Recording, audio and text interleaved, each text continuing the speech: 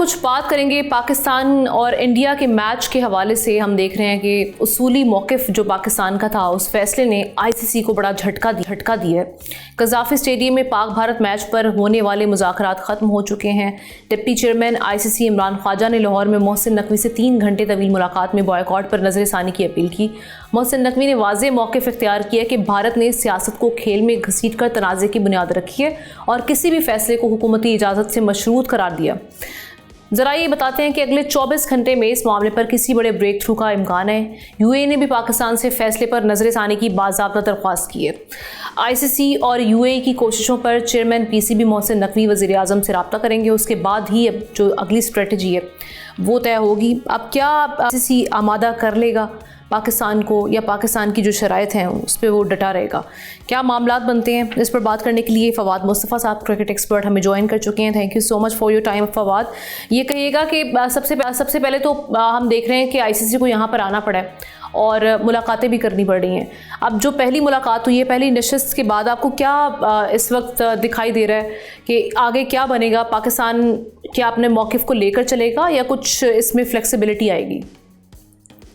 देखिए, पाकिस्तान जो चाह रहा है चीज़ें उस तरफ तो जा रही है। बात ये हो रही थी कि जी इंडिया की इजारादारी है, कोई बोर्ड उसके अगेंस्ट नहीं जा सकता, जो वो चाहते हैं उनका फैसला है, जिसको चाहेंगे हटा देंगे, जिसको चाहेंगे रखेंगे। तो कहीं ना कहीं इसकी शुरुआत एशिया कप से हुई थी, जब उन्होंने ट्रॉफी लेने से इनकार कर दिया था, जो भी बेहूद की बदतमीजी ग्राउंड में हुई थी।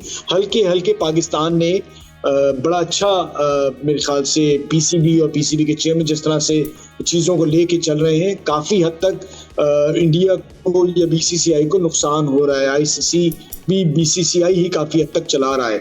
और ये जो खेल था, ये शुरू दोबारा हुआ था वर्ल्ड कप में, जब बांग्लादेश को एक तरह से इस टूर्नामेंट से बाहर कर दिया गया था, जब उनकी एक मुस्तफिजुर रहमान, उनके खिलाड़ियों को आईपीएल से हटाया गया था, जिस पर बांग्लादेश ने एहतजाज किया था और कहा था कि हम इंडिया में वर्ल्ड कप नहीं खेलेंगे, तो उन्हें हटा दिया गया था।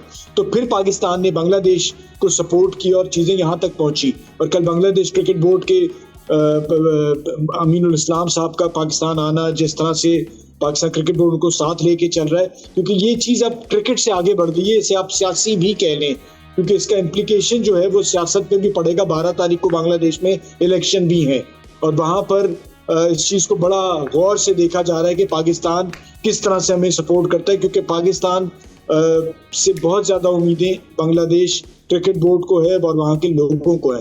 तो इसलिए मुझे लगता है कि थोड़ा सा चीज़ें और लंबी होंगी और कहीं ये 12 तारीख के करीब फैसला आए।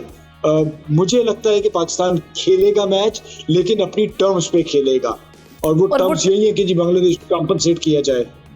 और वो कंपनसेशन किस तरह से मुमकिन है? आप क्या समझते हैं? क्या बांग्लादेश के हवाले से क्या आप समझ रहे हैं कि क्या स्ट्रेटजी अपनाई जाएगी मजीद? देखिए, बांग्लादेश को जो नुकसान हो रहा है वर्ल्ड कप ना खेलने का, जो उन्हें उस मामले में जो माली नुकसान होगा, कहीं ना कहीं उस पर बात हुई कि उसे पूरा किया जाए।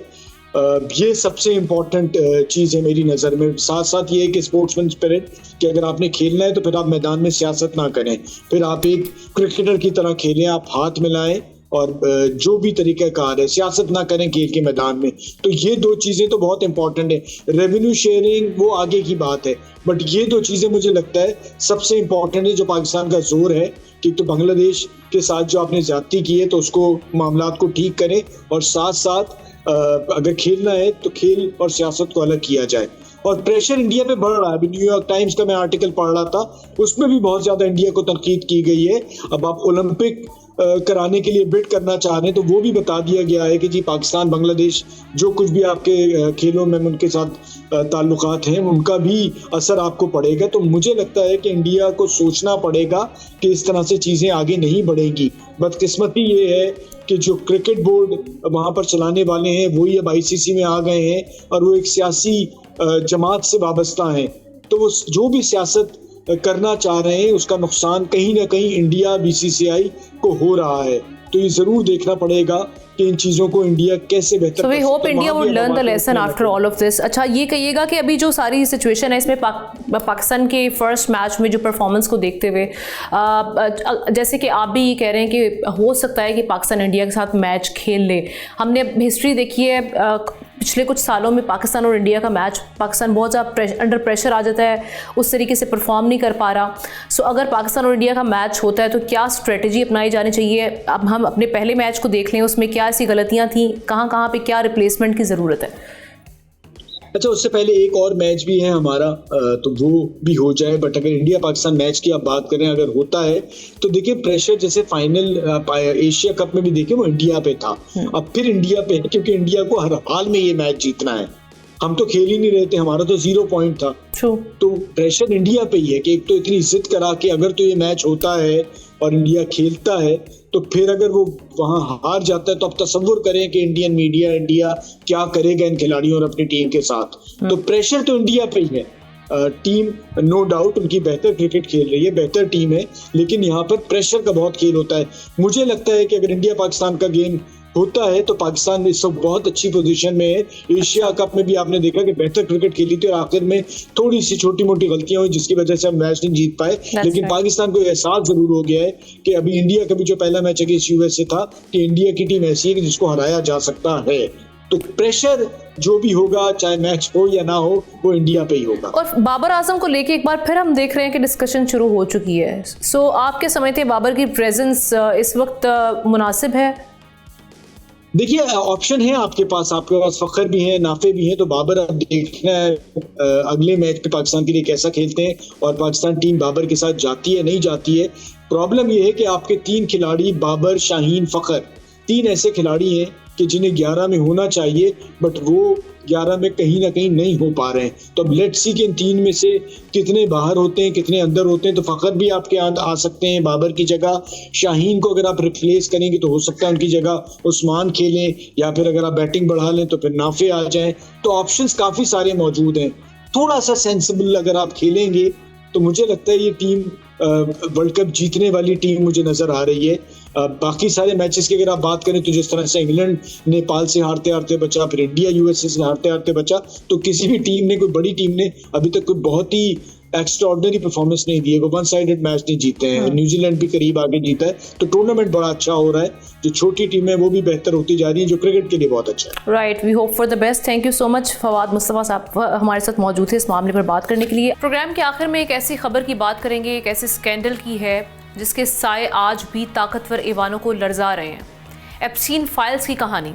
जेफरी एप्स्टीन की करीबी साथी गैलिसन मैक्सवेल, जो कम उम्र लड़कियों की स्मगलिंग के जुर्म में 20 साल कैद काट रही है, अमेरिकी कांग्रेस के सामने पेश होने जा रही है।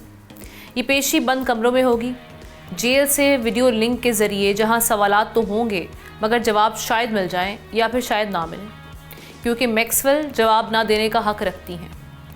अमेरिकी ऐवान नुमाइंदगान की ओवरसाइट कमेटी एप्स्टीन के ताकतवर सियासी और कारोबारी रवाबित खंगाल रही है। मैक्सवेल ने पहले ही इशारा दे दिया है कि वो अमेरिकी आइन की 5वीं तरमीम के तहत खामोशी इख्तियार करेगी।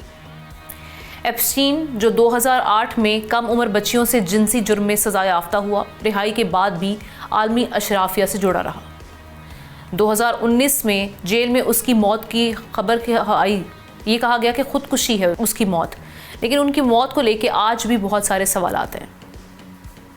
क्या वो जिंदा हैं या मर चुके हैं? क्योंकि अब जो हम देख रहे हैं सोशल मीडिया पर कुछ तस्वीर इस वक्त सरफेस कर रही हैं, उसके हवाले से बहुत सारी बहस शुरू हो चुकी है कि क्या ये एप्स्टीन ही हैं जो इजराइल की सड़कों पर दिखाई दे रहे हैं।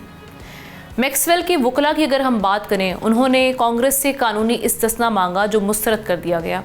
अमेरिकी सदर ट्रंप और उनकी इंतज़ामिया भी इस केस के मामले पर तनकीद की जद में रही। दिलचस्प बात यह है कि एप्स्टीन के करीबी हलके में डोनाल्ड ट्रंप और बिल क्लिंटन दोनों शामिल रहे। क्लिंटन फैमिली ने इस पर अवामी समाअत का मुतालबा किया ताकि इसे सियासी रंग ना दिया जा सके। अब जब पर्दे के पीछे सवालात होंगे तो क्या सामने आएगा, खामोशी या फिर सनसनीखेज इंकिशाफात? लेकिन बड़ा सवाल यही है कि क्या कभी ताकतवर चेहरों के असल राज सामने आ सकेंगे?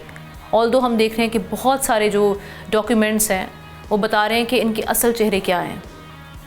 इस पेशी से हम देख रहे हैं कि सदर ट्रंप के इक़्तिदार को ख़तरा भी हो सकता है। इन सब मुंतज़िर हैं इस पेशी के हवाले से।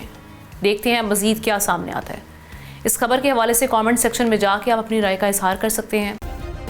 सब्सक्राइब करें और बेल दबाएं ताकि कोई खबर रह न जाए।